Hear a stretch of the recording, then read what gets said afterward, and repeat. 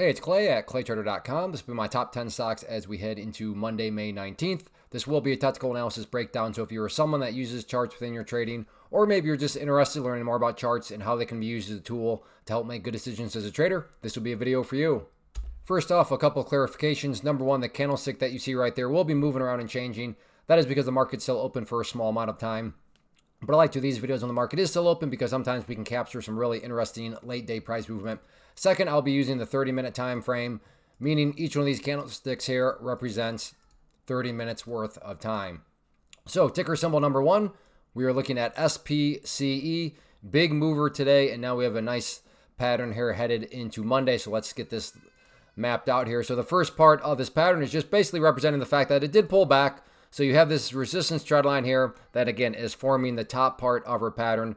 And then we have this other area down here as our consolidation area right there. So you can see right here, let me change this first to green for support. And this is one of these situations where you have a former area of support breaking, and then just the basic rule in support, or excuse me, when resistances are broken, you want to see them act as support, and it acted as support right there. So we have the bottom part of the pattern like that. And then just from the overarching standpoint, we have our area of resistance. We have our area of support. We have the big upwards move right there. And then for you golfers out there, try to make it a little bit more visual. Put the golf hole down here. This would be a bull pennant pattern. So while nothing is guaranteed, would it be shocking? Would it be, just kind of catch people off guard if this thing consolidated out, came up here, broke, and then that break right there created more additional buying pressure? I don't think anybody would be shocked by that. Is that guaranteed to happen? It's not, but is it a valid question to throw out there on if that occurs? Will the breakout create more upside buying pressure? That's certainly a potentially valid scenario. So if you like this price range, you like bull pennants, keep an eye on it. Next one here, AFMD. Big mover to start off the day, that opening 30 minutes, big green candle. And the price did pull back, and this is where things get interesting because it does reach a point where when these pullbacks are starting to occur, where it's like, okay, is this just some sort of gap and trap? Is it just as the pump and dump? Is there any genuine power behind this movement? And right now we've seemingly got our answer as the price is leveled out. Now let me be very clear, and I wish I could say trading was this easy. Just because the price was coming down and just because it's starting to go sideways does not mean for sure guaranteed this is the bottom and that for sure guaranteed this thing's getting ready to curl back upwards. My point here is it at least valid? And yes, it is. Case in point, let's just say the price was still just dropping, and then I'm sitting here saying, hey, it's looking like this could be the bottom. You'd be totally justified to say, wait, what are you talking about? Based on what? The price is literally still just going straight down.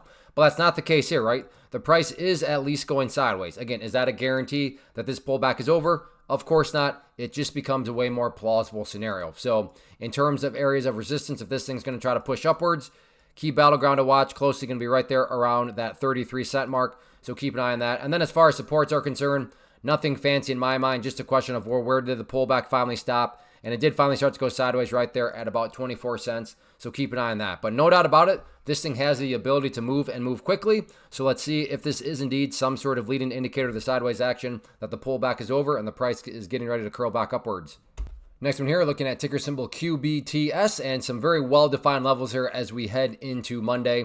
And this is an area where I don't think I'm going to necessarily shock anybody.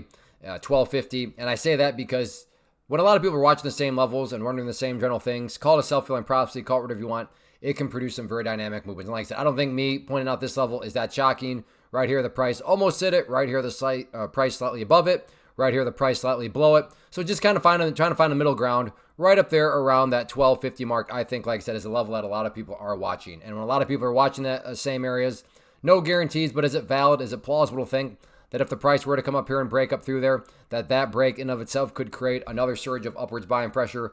Absolutely. Because if you have people that are saying, I'm a breakout trader, oh, look, that's breaking out. Oh, because it's breaking out and because I'm a breakout trader, I'm supposed to buy. Therefore, but just buy for no other reason other than it's breaking out. Yeah, that is. I agree. That's a self-fulfilling prophecy, and those have a very real effect on the market. Again, that's not guaranteed to happen right there, but it's a plausible area where you could get some sort of self-fulfilling prophecy momentum with the break of 1250. As far as areas of support are concerned, from the overarching standpoint, I would just watch that purple line right there, which is the 50-period simple moving average. Keyword being moving, so as time goes by, that line is going to move itself higher and higher. So it's basically like a trend line that's going to draw itself for you. So as long as the price stays above the overall arching trend line, then overall the bulls are still in full control and full health. But yes, in my opinion, at least the most interesting dynamic headed into next week, all about that 1250 mark. Next one here, TSLL. This will mean a little bit more to those of you that watched the videos previously because I've talked about that area of resistance right there. And it came into play once again today. Now, to be fair, kind of a cruel move to start off today. Came up here. It did break above that level.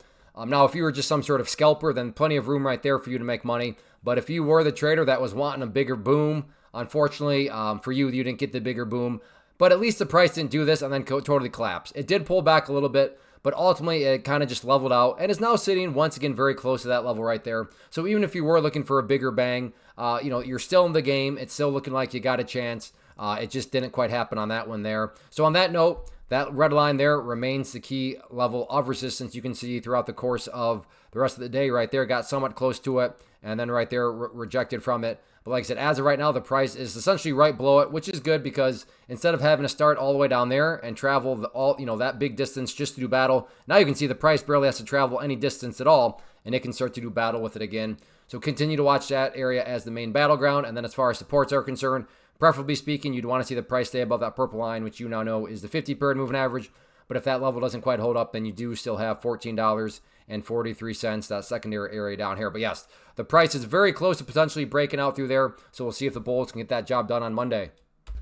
Next one, NVDA, and the sideways action continues. What I am going to do here is make a little bit of adjustment now that we have more data. But the key dynamic and key question here is, well, what direction is this adjustment being made? So now that we have more data, I'm going to go ahead and adjust this area of resistance right up there to 136.35. And as you just noticed, I adjusted that resistance in the upwards direction. And assuming you are bullish, that's always a good thing. Whenever levels of resistance need to be adjusted in the upwards direction, that is a good sign in and of itself.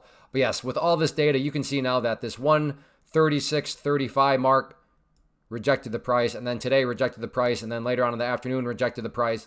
So while I'm not saying that 136.35 can't be broken, I'm just saying that according to the chart here, for whatever reason, there are a bunch of sellers currently hanging out around that area. So that'll certainly be public enemy number one next week as far as areas of resistance are concerned.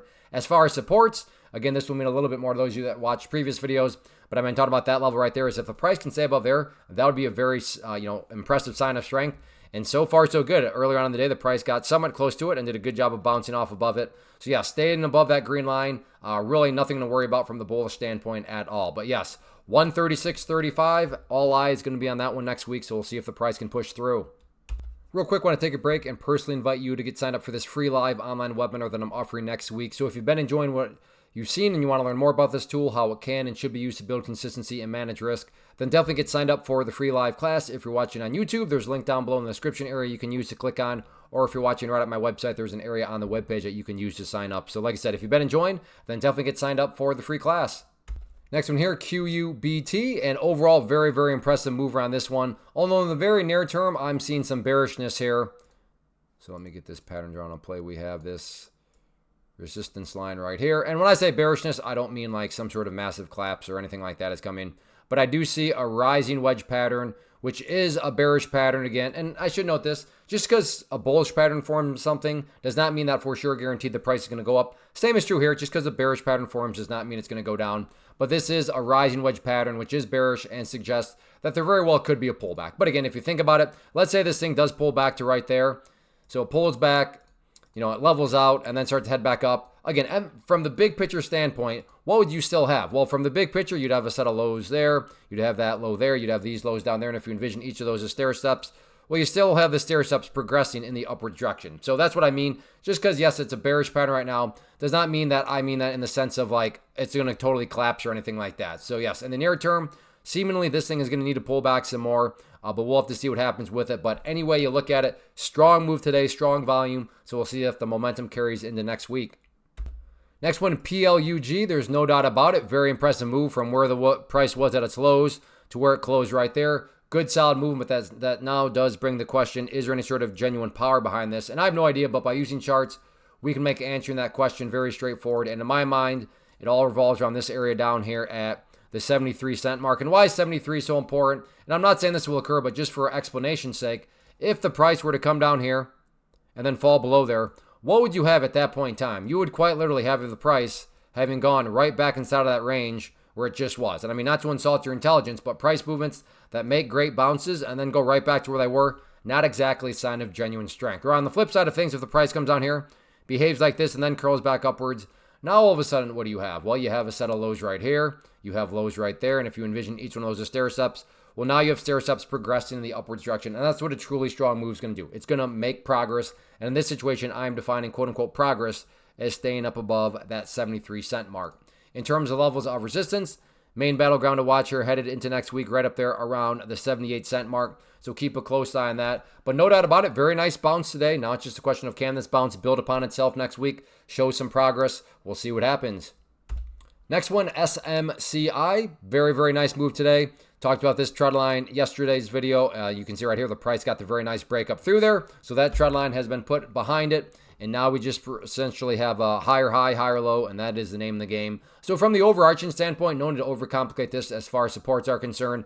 Let's just use that 50 period right there, that purple line, which you know, and you know that it's the moving average. So as time goes by, that line is going to continue to move itself higher and higher. So once more, if you want to just use that and visualize that as a trend line that's going to draw itself for you, well then, therefore, over time, as long as the price is above that purple line, the price is building those higher lows, and that's what you want to see. And then as far as areas of resistance, no need to overcomplicate this. Really just a question of where did the party stop today? And the party stopped several times this morning, right up there around 47.75. So for whatever reason, the sellers decided to step up right around that area. So keep a close eye again on 47.75 as a resistance. But big picture wise, this thing had a great week. Higher highs, higher lows, and from a trend building standpoint, that's what it's all about. Next one here, looking at AMD, very well-known stock. And when you have very well-known stocks with some pretty cut and dry patterns, going back to that whole idea of those self-fulfilling prophecies, again, no guarantees, but certainly possible that this pattern here could generate some self-fulfilling prophecies, because I think a lot of people have drawn these couple lines. So I'm not trying to press you by any stretch of the imagination. So let me change that to green, and then let's just map out and keep the pattern the same color. So we have our area of resistance here. We have our area of support. We have the explosive move right there. We have the golf hole down here, and we have ourselves a bull pennant pattern. So once more, no guarantees, but in my mind, it is more than valid, more than rational to think that if the price can come up to that area, get the break, that break right there could create additional buying pressure. So a very valid question to throw out there. So if you like very popular stocks with very well-defined patterns on it, and you like bull pennants, look no further here than AMD. Next one, TSLA Tesla, and overall, good solid day and actually a pretty interesting afternoon here, as this trend line here has been very stubborn. I mean, you had the fake break right there. You had a fake break there, more fake breaks, but check it out. This afternoon, the price has not only gotten above that red line, but as I speak right now is at the high of this candle. So a breakout seems to be underway, so we get to ask ourselves a very exciting question. Is this the start of something even bigger? Now think about that question. It makes no sense to ask that question if nothing worthwhile is happening. Is this the start of something bigger? Is what the start of something? But nothing's going on. But that's not the case here, right? The this in this situation is the breakout itself. So yes, is the breakout that's occurring going to be the start of something even bigger? Now, to be fair, maybe it's not. Maybe it just rolls right back over. But again, to be fair, that's a two-sided coin because, well, I mean, maybe this is the start of a much bigger breakout and Tesla is getting ready to rock and roll as next week plays out. So in my mind, that's what it's all about here headed into next week for Tesla. The breakout has occurred. It's slightly underway, but that does prompt the question, is this breakout the start of something even bigger next week? Grab your popcorn and we'll see what happens. So that wraps up the top 10 stocks. Again, if you like what you saw here, then definitely go get signed up for the free live class. It'll be next week, Thursday, May 22nd at 8 p.m. Eastern Time. So I hope to see you there. And as far as the top 10 videos are concerned, if you enjoy these, make sure you hit that like button. And if you're not yet a subscriber, hit that subscribe button. And also, I have been live streaming. So I start every day at 11 a.m. Eastern Time. So if you want to see some live trades, come ask questions, just hang out, then be sure to check out the channel at that time. Usually I go for at least a few hours. So swing by, say hello, and check out the live stream. So thanks for watching, everybody. Make sure you get signed up for that free class. Take care. Have a great weekend.